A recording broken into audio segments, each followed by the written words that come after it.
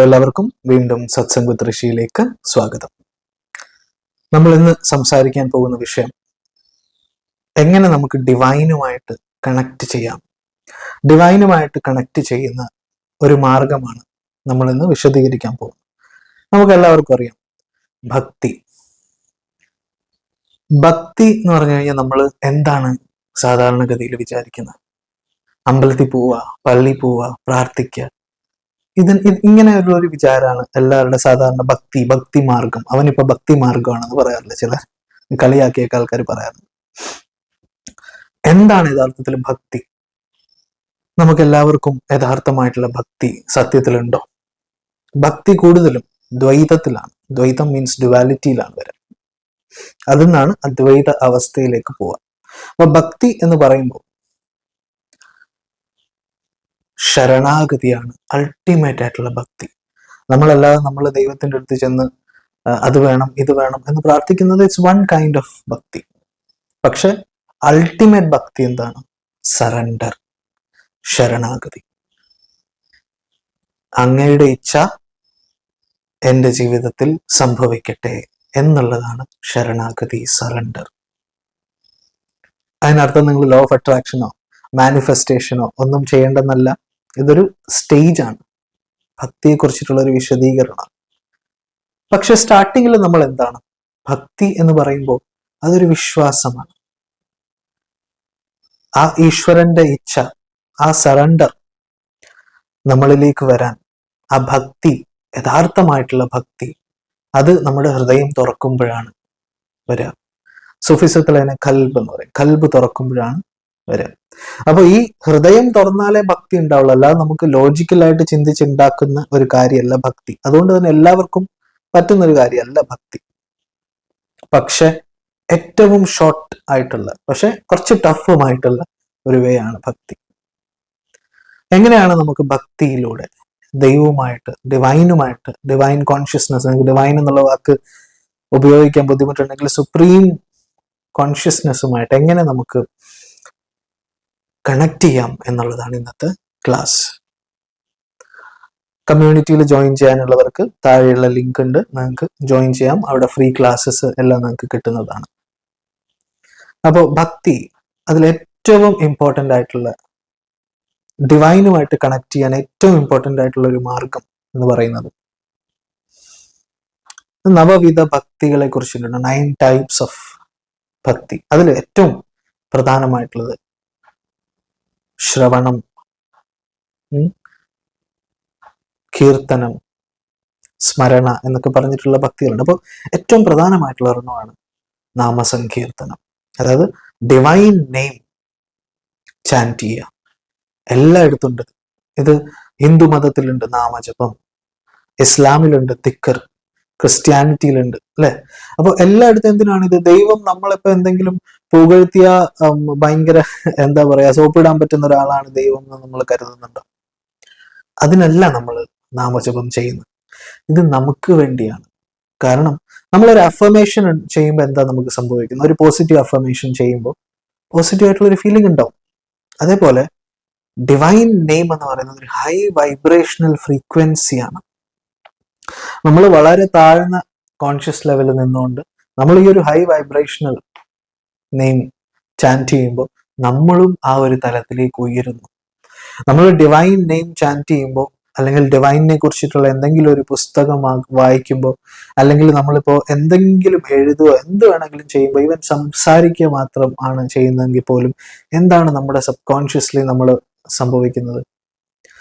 V are thinking about divine, അല്ലെ? നമ്മൾ sub consciously, ഉപബോധ മനസ്സിൽ ഡിവൈനിനെ കുറിച്ചിട്ടുള്ള ചിന്തയാണ്. ആ ചിന്ത വരുമ്പോൾ തന്നെ നമ്മൾ ഓൾറെഡി ചെറുതിലെ തൊട്ടേ പ്രോഗ്രാം ചെയ്തിട്ടുണ്ട്. Divine is very good, divine is all compassionate, കരുണയുള്ളവനാണ്, ഡിവൈൻ എല്ലാം തരുന്നവനാണ്. ഇതൊക്കെ പ്രോഗ്രാമിംഗ് നടന്നിട്ടുണ്ടായതുകൊണ്ട് നമ്മൾക്ക് പോസിറ്റീവ് ആയിട്ടുള്ള ഒരു എഫക്റ്റ് ഉണ്ടാവും. മനസ്സിലായില്ലേ? അപ്പോൾ ഈ പ്രൈമിങ് നടന്നതുകൊണ്ട് നമുക്ക് പോസിറ്റീവ് ആയിട്ടുള്ള ഒരു എഫക്റ്റ് ഉണ്ടാവും. പോസിറ്റീവായിട്ട് നമുക്ക് കൂടുതലും ആ ഡിവിനിറ്റി ഓറ, നമ്മുടെ എനർജി ലെവലിൽ കൂടും. പോസിറ്റീവായിട്ടുള്ള ഒരു കോൺഫിഡൻസും ആ ഒരു സൈലൻസിലേക്കും, ഒരു ആൽഫ സ്റ്റേറ്റിലേക്കൊക്കെ പോകാനും നമുക്ക് പറ്റും. സൈലൻസിലേക്ക് പോയാൽ നമുക്ക് എന്താ സംഭവിക്കുക? ഡിവൈനുമായിട്ട് ഡയറക്റ്റ് കോണ്ടാക്ട് ആണ്. ബിക്കോസ് കോൺഷ്യസ്നെസ്, നമ്മൾ സൈലൻസിലേക്ക് പോകുമ്പോൾ നമുക്ക് അക്സസിബിൾ ആവും. ഒരാൾ പറയുന്നത് എന്താണ് നമുക്ക് കേൾക്കാൻ, ഭയങ്കര ബഹളമുള്ള ഒരു ക്ലാസ്സിൽ നമ്മുടെ കൂട്ടുകാരൻ നമ്മുടെ അടുത്ത് എന്തെങ്കിലും പറയുകയാണെങ്കിൽ നമുക്ക് വി കനോട്ട് ഹിയർ. അതേപോലെ നമ്മുടെ ഈ ക്ലാസ് റൂമാണ് നമ്മുടെ മൈൻഡ്, ബഹളമാണ് അവിടുത്തെ ചിന്ത. ഇത് അടയുമ്പോൾ, ഈ ബഹളം ഇല്ലാതെ കുറയുന്നതിനെയാണ് ആൽഫ സ്റ്റേറ്റ് എന്ന് പറയുന്നത്. ഈ സ്റ്റേറ്റിൽ എത്തുമ്പോൾ divine, we can listen to the divine will. Divine will എന്ന് ഉദ്ദേശിച്ചത് നമുക്ക് ആ ഒരു ഡിവിനിറ്റിയുമായിട്ടൊരു കണക്ഷൻ നമുക്കുണ്ടാവും. അതൊരു മെഡിറ്റേറ്റീവ് കണക്ഷനാണ്, അല്ലാതെ നമുക്ക് ആരെങ്കിലും വന്ന് പറഞ്ഞ് അങ്ങനെയല്ല പറഞ്ഞത്. ഒരു മെഡിറ്റേറ്റീവ് കണക്ഷനാണ്. അത് ഭക്തി ഉണ്ടെങ്കിലാണ് ഉണ്ടാവുക. ഭക്തി, ഞാൻ കഴിഞ്ഞൊരു വീഡിയോയിൽ ഞാൻ പറഞ്ഞിട്ടുണ്ട്, നമ്മൾ പറയുന്നുണ്ട് ഡിവൈൻ ഈസ് ഓൾ കമ്പാഷനേറ്റ്, കരുണയുള്ളവനാണ്. ഡിവൈൻ ഈസ് ഓൾ നോയിങ്, എല്ലാം അറിയാവുന്നവനാണ്. എല്ലാം അറിയാവുന്നവൻ, കരുണയുള്ളവൻ. നമ്മൾ കണക്റ്റഡ് ആണെന്ന് വിചാരിച്ചു. അപ്പൊ എന്താണ് സംഭവിക്കുക? നമ്മുടെ ജീവിതത്തിൽ സംഭവിക്കുന്ന നല്ലതും ചീത്തയായിട്ടുള്ള എല്ലാ കാര്യങ്ങളും is coming with the permission of the divine. ഡിവൈനിന്റെ സമ്മതത്തോടു കൂടിയാണ് വരുന്നത്. ഡിവൈനിന്റെ സമ്മതത്തോടു കൂടി ആണ് വരുന്നതെങ്കിൽ അത് ആത്യന്തികമായി നമ്മുടെ നന്മയ്ക്കുള്ളതായിരിക്കും. ഇപ്പൊ നമുക്ക് ഒരുപാട് പ്രശ്നങ്ങൾ ഉണ്ടാവും. അതിനർത്ഥം നമ്മൾ എന്ത് പ്രശ്നം ജീവിതത്തിൽ ഉണ്ടെങ്കിലും അതിങ്ങനെ സഹിച്ചോണം എന്നല്ല അതിന്റെ അർത്ഥം.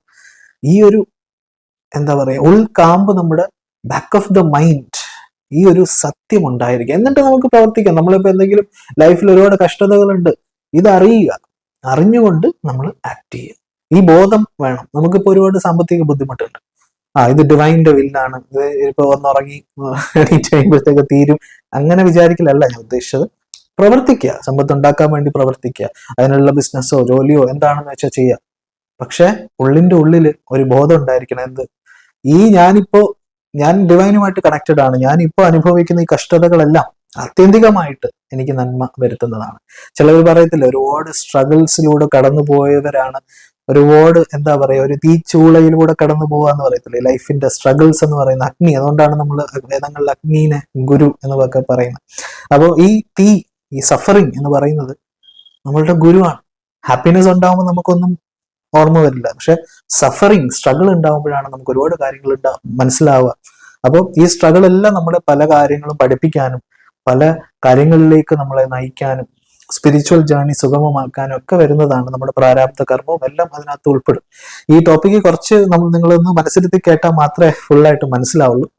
അപ്പോൾ നിങ്ങൾ എന്തെങ്കിലും സംശയം ഉണ്ടെന്നൊക്കെ ചോദിക്കാം കമന്റിൽ. കഴിഞ്ഞില്ല ടോപ്പിക്ക്, എന്നാലും നിങ്ങൾക്ക് ചോദിക്കാം. അപ്പോൾ ഈ നാമം, അതേപോലെ നമ്മൾ ഈ കേൾക്കുന്നത്, ശ്രവണം, ഡിവൈനിനെ കുറിച്ച് കേൾക്കുമ്പോൾ ഒരുപാട് എഫക്റ്റ് നമ്മുടെ മൈൻഡിലുണ്ടാവും. കേൾക്കുമ്പോൾ എന്താണ്, നമ്മളൊരു മെഡിറ്റേഷൻ ചെയ്യാണ്, നല്ലൊരു മ്യൂസിക് ഇട്ട് ബാക്ക്ഗ്രൗണ്ടിൽ ഇടുമ്പോൾ എന്താ സംഭവിക്കുക, നമുക്ക് നല്ലൊരു ഫീൽ ഉണ്ടാവും. തോട്ട്സ് വരില്ല, വേറെ കമ്പാരിറ്റീവ്ലി കുറവായിരിക്കും. അപ്പോൾ നമ്മൾ എന്താണ്, നമുക്ക് നമ്മുടെ ഉള്ളിലുള്ള ഈശ്വരീയ ചൈതന്യത്തിനെ അറിയാൻ സാധിക്കും. അതുകൊണ്ടാണ് ബൈബിളിൽ പറയുന്നത് the kingdom of God is within you, അല്ലെ? ദൈവത്തിന്റെ സ്വർഗരാജ്യം നിങ്ങളുടെ ഉള്ളിലാണ്. വേറൊരു കാര്യം കൂടി ഉണ്ട്, ദൈവത്തിന്റെ സ്വർഗരാജ്യം നിങ്ങളുടെ ഉള്ളിലാണ്. കുട്ടികളെ എൻ്റെ അടുത്തേക്ക് വരാൻ അനുവദിക്കൂ, കാരണം അവരുടെ മനസ്സുള്ളവർക്ക് മാത്രമേ ദൈവത്തിന്റെ സ്വർഗരാജ്യത്തിൽ സ്ഥാനമുള്ളൂ. അതായത് ഇന്നസെന്റ് ആയിരിക്കണം. എന്താണ് മഹാവാക്യങ്ങൾ, ശങ്കരാചാര്യരുടെ മഹാവാക്യങ്ങൾ? തത്വമസി. ആരെയാണോ നമ്മൾ സീക്ക് ചെയ്യുന്നത്, നമ്മൾ തന്നെയാണ്, നമ്മുടെ ഉള്ളിൽ തന്നെയാണ്. അഹം ബ്രഹ്മാസ്മി, എൻ്റെ അഹം ബ്രഹ്മത്തിന്റെ സ്പാർക്കാണ്, അല്ലെ? ദ്വൈതത്തിൽ നിന്ന് പറയുമ്പോഴാണ് ഞാൻ അങ്ങനെ പറയുന്നത്. അപ്പോൾ ഇതെല്ലാം എല്ലാ റിലീജിയനിലും ഇതുണ്ട്. അവനവനെ അറിയുന്നവൻ അള്ളാഹുവിനെ അറിയും എന്നൊരു ഹദീസ് ഉണ്ട്. അവനവനെയാണ് സ്വയം അറിയുന്നത്. അപ്പോൾ എന്താണ്, ഈശ്വരനെ അറിയൽ കുറച്ചുകൂടെ എളുപ്പമാവും.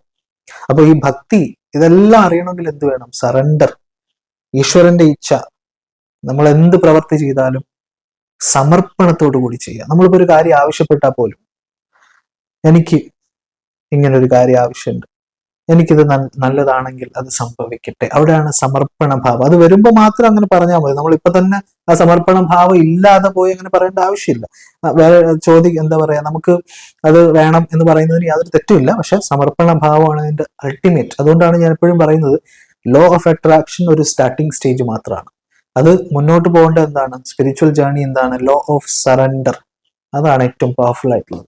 അത് പക്ഷെ നമുക്ക് ഉള്ളിൽ സംഭവിക്കേണ്ട കാര്യമാണ്. നമുക്ക് അത് ഉണ്ടാക്കാൻ പറ്റില്ല, കൾട്ടിവേറ്റ് ചെയ്യാൻ പറ്റില്ല. നമ്മുടെ ഉള്ളിൽ ഓട്ടോമാറ്റിക്കലി അത്. ഓക്കെ, അപ്പോൾ ഇത് നമ്മൾ മനസ്സിലാക്കുക. ഈ ഭക്തി എന്ന് പറയുന്നത് സറണ്ടർ ആണ്. സറണ്ടർ, ഭക്തിയെ ഏറ്റവും കൂടുതൽ നിങ്ങൾക്ക് കൂട്ടാൻ, അത് കണക്ഷൻ കൂട്ടാൻ, ഡിവൈനുമായിട്ട് കണക്ഷൻ കൂട്ടാൻ ഏറ്റവും നല്ലത് നാമജപമാണ്. നാമജപം, മന്ത്രജപം. മന്ത്രം എന്നുള്ള വാക്കിന്റെ അർത്ഥം തന്നെ മനനാത് ത്രായതേ ഇതി മന്ത്രഃ. അതിന് രണ്ട് മീനിങ് ഉണ്ട്. ഒന്ന്, മനസ്സിനെ എന്താണ്, മനനം ചെയ്യുന്നവനെ രക്ഷിക്കുന്നതാണ് മന്ത്രം എന്നുള്ളൊരു മീനിങ്. ബുദ്ധിസ്റ്റ് ഇതിന് അതിന് വേറൊരു മീനിങ് ആണ്. കോൺഷ്യസിനെയും സബ് കോൺഷ്യസിനെയും ഇൻഫ്ലുവൻസ് ചെയ്യുന്ന ഒരു സിസ്റ്റമാണ് മന്ത്രം. അപ്പോൾ പല അർത്ഥങ്ങളുണ്ട്. ഇതെല്ലാം അർത്ഥം ഒരേ കാര്യം തന്നെയാണ്. അപ്പോൾ മനസ്സിന്റെ അതീതമായിട്ടുള്ള കോൺഷ്യസ്നെസ്സിലേക്ക് നമ്മളെ അടുപ്പിക്കും, ഡിവൈനിലേക്ക് നമ്മളെ അടുപ്പിക്കാൻ നാമം, മന്ത്രം, ഇതൊക്കെ വളരെ എളുപ്പമല്ലേ? നമ്മൾ മെഡിറ്റേഷൻ ചെയ്യുന്നതിനേക്കാളും കൂടുതൽ എളുപ്പമാണ് ഇതൊക്കെ നമ്മളെ ആത്യന്തികമായിട്ട് മെഡിറ്റേഷനിലേക്ക് എത്തിക്കും. പക്ഷെ സ്റ്റാർട്ടിങ്ങിൽ ഭക്തിയിൽ നമുക്ക് ഇതൊക്കെ ആവശ്യമാണ്. ബാക്കിയുള്ളതെല്ലാം നമ്മൾ അമ്പലത്തിൽ പോകലും പള്ളിയിൽ പോകലും ഇതൊക്കെ ഓരോരുത്തരുടെ ഇഷ്ടമാണ്. പക്ഷെ യഥാർത്ഥമായിട്ടുള്ള ഉള്ളിൽ നിന്നുള്ള ഭക്തി, അതാണ് ഏറ്റവും ഇമ്പോർട്ടൻറ്റ്. ആ ഭക്തിയുടെ സുഗന്ധം നമുക്കറിയാൻ സാധിക്കണം. ചില ആൾക്കാർ കണ്ടിട്ടില്ലേ, ഭക്തി ഭയങ്കര ഭക്തനാണ്, എപ്പോഴും അമ്പലത്തിൽ പോവും, പള്ളിയിൽ പോവും, എല്ലായിടത്തും പോവും. പക്ഷെ ഒരു മനുഷ്യരെടുത്ത് ഹമ്പിളായിട്ട് സംസാരിക്കാൻ അറിയില്ല. പിന്നെ എത്ര ഭക്തി അവനുണ്ടെന്ന് പറഞ്ഞാൽ എന്താ കാര്യം? ഒരു മനുഷ്യനോട്, സഹജീവിയോട് ഹമ്പിളായിട്ട് റെസ്പെക്റ്റോട് കൂടി സംസാരിക്കാൻ അറിയാത്തവൻ എത്ര അമ്പലത്തിൽ പോയിട്ട് എന്താ കാര്യം? എത്ര പള്ളിയിൽ പോയിട്ട് എന്താ കാര്യം? എത്ര നിസ്കരിച്ചിട്ട് എന്താ കാര്യം? ഒരു കാര്യമില്ല. സ്വന്തം അമ്മയെ നോക്കാതെ വേറെ ഏതെങ്കിലും അമ്മമാരുടെ കാല് കഴുകി കുടിച്ചിട്ട് വല്ല കാര്യമുണ്ടോ? സ്വന്തം അമ്മയാണ് നോക്കേണ്ടത് ആദ്യം, അല്ലെ? അതേപോലെ തന്നെ ഭയങ്കരമായിട്ടുള്ള എന്താ പറയാ, ഭക്തി, വ്രതം എല്ലാം എടുക്കും, പക്ഷെ ഭാര്യ വന്ന് വീട്ടിൽ തല്ലും. ഇങ്ങനെയൊക്കെ ഉള്ളവര്, അല്ലെങ്കിൽ ഭയങ്കരമായിട്ട് ദേഷ്യപ്പെടും, ഉപദ്രവിക്കും. ഇങ്ങനെയൊക്കെ ഉള്ളവർ എന്ത് ചെയ്തിട്ട് എന്താ കാര്യം? ഇതൊന്നും ഭക്തിയല്ല. ഇതൊക്കെ കപടമായിട്ടുള്ള ഭക്തിയാണ്. ഉള്ളിലെ ഭക്തി ഉണ്ടെങ്കിൽ നമ്മള് ചുറ്റിനും നമ്മുടെ കേൾക്കുന്നവർ പോലും നമ്മുടെ ആ സുഗന്ധം അവരിലേക്കും ചെല്ലും. ഈവൻ നമ്മൾ പൊട്ടത്തര പറയുന്നെങ്കിൽ പോലും അവർക്ക് കേട്ടിരിക്കാനുള്ള ഒരു സുഗന്ധം, ഒരു ട്രാൻസ് അവരിലുണ്ടാവും.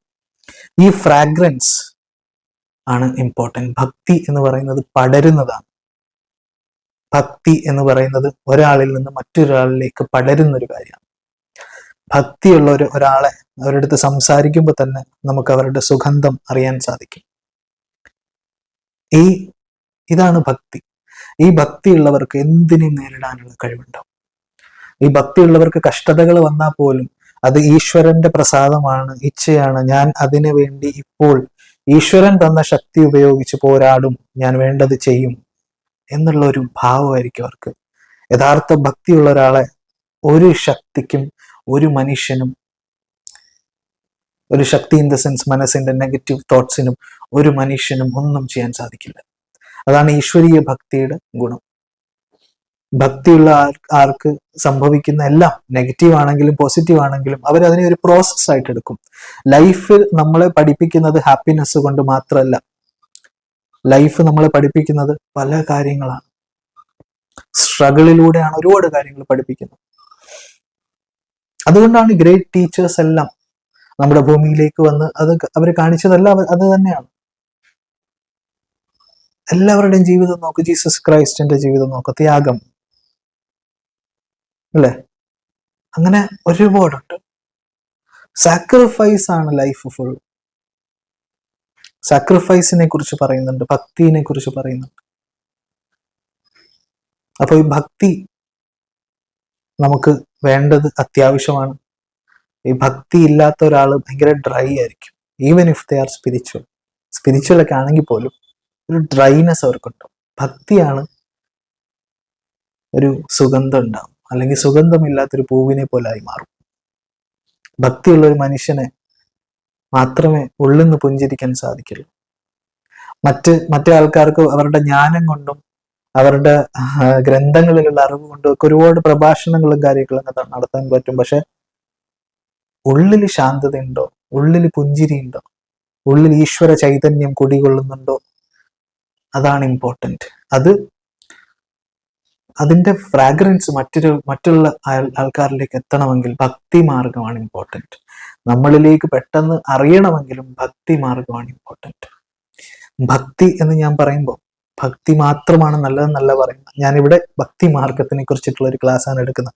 അതുകൊണ്ടാണ് ഭക്തിയെ കുറിച്ച് പറയുന്നത്. മറ്റ് കാര്യങ്ങളെ കുറിച്ചിട്ടുള്ള ഒരു ക്ലാസ് വീഡിയോ ഉടനെ തന്നെ ചെയ്യുന്നതായിരിക്കും. ഇത് നിങ്ങൾക്ക് ചിലപ്പോൾ എന്താ പറയാ, ഒന്നും കൂടെ വീഡിയോ കേൾക്കേണ്ടി വരുമായിരിക്കും ചില ആൾക്കാർക്ക്, ഈ ഒരു ഇതിൽ ടച്ച് ഇല്ലാത്ത ആൾക്കാർക്ക്.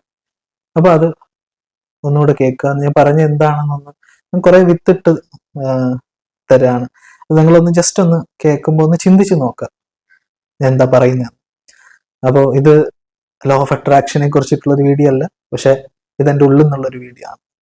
അപ്പൊ നിങ്ങളിത് കേൾക്കാം, നിങ്ങൾ മറ്റുള്ളവരുമായിട്ട് ഇത് പങ്കുവെക്കാം. നിങ്ങൾക്ക് എന്തെങ്കിലും സംശയം ഉണ്ടെങ്കിൽ നിങ്ങൾക്ക് എന്നോട് ചോദിക്കാം, കമന്റിൽ ചോദിക്കാം. ഓക്കെ, എല്ലാവർക്കും നല്ലൊരു ദിവസം ആശംസിക്കുന്നു. എല്ലാവരും വളരെ നല്ല കാര്യങ്ങൾ ചെയ്യാം, മറ്റുള്ളവരെ സഹായിക്കാം. നമ്മൾ ഒരു 1000 രൂപ ഉണ്ടാക്കുകയാണെങ്കിൽ ഒരു 5 രൂപയെങ്കിലും 2 രൂപയെങ്കിലും 1 രൂപയെങ്കിലും മറ്റൊരാളെ സഹായിക്കാൻ ഉപയോഗിക്കാം. അതാണ് ഇമ്പോർട്ടൻറ്റ്. അല്ല നമുക്ക് വേണ്ടി മാത്രം ഇങ്ങനെ ചെയ്തിരിക്കല്ല. ഒരു കുറച്ച് ഭാഗമെങ്കിലും അവനവനെ കൊണ്ട് കഴിയുന്ന ഇതുപോലെ. ഒരു കുപ്പി വെള്ളം വാങ്ങിച്ചു കൊടുക്കാൻ ആവതില്ലാത്ത ആരും ഉണ്ടാവില്ല. ചിലപ്പോൾ ആരെങ്കിലും ഒരാളിങ്ങനെ തളർന്നു വരുമ്പോൾ ഒരു വെള്ളം വാങ്ങിച്ചു കൊടുക്കുക, അതാണ് ഭക്തി. കമ്പാഷൻ ആണ് ഭക്തി. അല്ലാതെ അമ്പലത്തിൽ പോയി വ്രതം എടുത്തത് കൊണ്ടോ, അമ്പലത്തിൽ പോയി ഇത് ചെയ്തത് കൊണ്ടോ, വേറെ എവിടെയെങ്കിലും പോയി എന്തെങ്കിലും ചെയ്തത് കൊണ്ടോ വരുന്നതല്ല ഭക്തി. നമ്മുടെ ഉള്ളിൽ നിന്ന് വരുന്ന കമ്പാഷൻ, ദയ. ഒരാള് കഷ്ടത അനുഭവിക്കുമ്പോൾ അവരിൽ ഒരു സിമ്പതി വരുന്നുണ്ടോ, അവരെ സഹായിക്കണം എന്ന് തോന്നുന്നുണ്ടോ, അതാണ് ഭക്തി. സിമ്പതി വന്നിട്ടും കരഞ്ഞിട്ടും കാര്യമില്ല. നമുക്ക് അവരെ സഹായിക്കാൻ എന്തെങ്കിലും ചെയ്യാൻ കഴിയുന്നുണ്ടോ? ചിലപ്പോൾ സഹായിക്കാൻ പറ്റത്തില്ല, അപ്പോൾ ആ ഒരു ഫീലിംഗ് വരുന്നുണ്ടോ, അതാണ് ഇമ്പോർട്ടൻറ്റ്. സഹായിക്കുന്നിടത്തോളം നമ്മൾ സഹായിക്കുക. മറ്റൊരാൾക്ക് ഭക്ഷണം വാങ്ങിച്ചു കൊടുക്കാൻ പറ്റുന്ന അവസരം ദൈവം തരുന്ന അവസരം എന്ന് പറയാൻ പറ്റുള്ളൂ. ഒരാൾക്ക് ഭക്ഷണം വാങ്ങിക്കൊടുക്കാൻ നമ്മുടെ മുന്നിൽ ഒരു അവസരം വരിക എന്ന് പറഞ്ഞാൽ നമ്മൾക്ക് ദൈവം തന്ന ഒരു അനുഗ്രഹമാണ്, എല്ലാവർക്കും കിട്ടുന്നതല്ല. അപ്പൊ ആ ഒരു അവസരത്തെ പരമാവധി ഉപയോഗപ്പെടുത്തുക. അമ്പലത്തിൽ പോയി എന്താ പറയാ, അന്നദാനത്തിന് ഫണ്ട് കൊടുക്കുന്നതോ, അനാഥാലയത്തിൽ പോയി പൈസ കൊടുത്തിട്ട് തിരിഞ്ഞു നോക്കാത്തതോ, അതൊന്നും നമുക്ക് ചാരിറ്റി ആയിട്ട് കൂട്ടാൻ പറ്റില്ല. നമുക്ക് ചാരിറ്റി ആയിട്ട് നമ്മുടെ ഉള്ളിൽ നിന്ന് തോന്നി, ഇപ്പൊ അനാഥാലയത്തിലാണെങ്കിലും എവിടെയാണെങ്കിലും അത് ഇല്ലാത്തവന് കൊടുക്കുമ്പോഴാണ് അത് ചാരിറ്റി ആവും. നമ്മളും കൂടെ അതിൽ പാർട്ടിസിപ്പേറ്റ് ചെയ്യുമ്പോഴാണ് അത് ചാരിറ്റി ആവും. അല്ലാതെ ചിലവർ പറയാറുണ്ട്, ഇനി ഞാൻ എല്ലാ വർഷവും 10,000 രൂപ മാറ്റി വെച്ചിട്ട് അവിടെ ഡെപ്പോസിറ്റ്, ഇതൊന്നും നമ്മുടെ ഉള്ളിൽ നിന്ന് ആരൊക്കെയോ പറഞ്ഞ് കേട്ട് അങ്ങനെ ചെയ്യുന്നതാവും, അല്ലെങ്കിൽ തോന്നി ചെയ്യുന്നതായിരിക്കും. പക്ഷെ ഉള്ളിൽ നിന്ന് ഹൃദയം വരണമെങ്കിൽ നമ്മളും അതിൽ ഇൻവോൾവ് ആവണം. അത് ഒരു വഴി കൂടെ നടന്ന് തളർന്നു വരുന്ന ഒരു അമ്മൂമ്മയ്ക്ക് ഒരു നേരത്തെ ഭക്ഷണം വാങ്ങിക്കൊടുത്താൽ മതി. അപ്പൊ ഇതൊക്കെയാണ് നമ്മൾ ചെയ്യേണ്ടത്. ഇതൊക്കെ ചെയ്യുമ്പോൾ നമുക്ക് ഭക്തി വരും. അല്ലാതെ ദൈവത്തിനെ പ്രാർത്ഥിച്ചാൽ മാത്രം വരുന്ന ഒരു കാര്യമല്ല ഭക്തി. നമ്മുടെ ഉള്ളിലാണെല്ലാം. നമ്മുടെ ഉള്ളിലുള്ള ദൈവത്തിനെ അറിയുമ്പോൾ, ഉള്ളിലുള്ള സ്പാർക്കിനെ അറിയുമ്പോൾ പുറത്തുള്ളതിനെയും അറിയാൻ സാധിക്കും. അപ്പൊ എല്ലാവരിലും ഈശ്വര ചൈതന്യം ഉണ്ടെന്ന് മനസ്സിലാവും. അതുകൊണ്ടാണ് നമ്മൾ നമസ്തേ എന്ന് പറയുന്നത്. നമസ്തേ എന്ന് പറഞ്ഞാൽ എന്താണ്? I am going down to the divinity within you. ഞാൻ അങ്ങയിലുള്ള ഈശ്വരീയ ചൈതന്യത്തെ വണങ്ങുന്നു. മനസ്സിലായില്ല? അപ്പൊ എല്ലാവരിലും ഈശ്വര ചൈതന്യം ഉണ്ടെന്ന് അറിയുമ്പോൾ, എല്ലാവരും ഈശ്വരന്റെ മക്കളാണെന്ന് അറിയുമ്പോൾ നമുക്ക് എന്താണ്? നമുക്കൊരു ഹാപ്പിനെസ്, നമുക്കൊരു സംതൃപ്തി ഉണ്ട്. ഇതാണ് ഭക്തിയോഗ. അങ്ങനെ സംതൃപ്തനായിട്ടുള്ള ഒരാളുടെ കൂടെ എപ്പോഴും ഭഗവാൻ ഉണ്ടാവും എന്നാണ്. എല്ലാവർക്കും വളരെ നല്ലൊരു ദിവസം ആശംസിക്കുന്നു. എല്ലാവർക്കും നല്ലത് വരട്ടെ. ദൈവം അനുഗ്രഹിക്കട്ടെ. Thank you.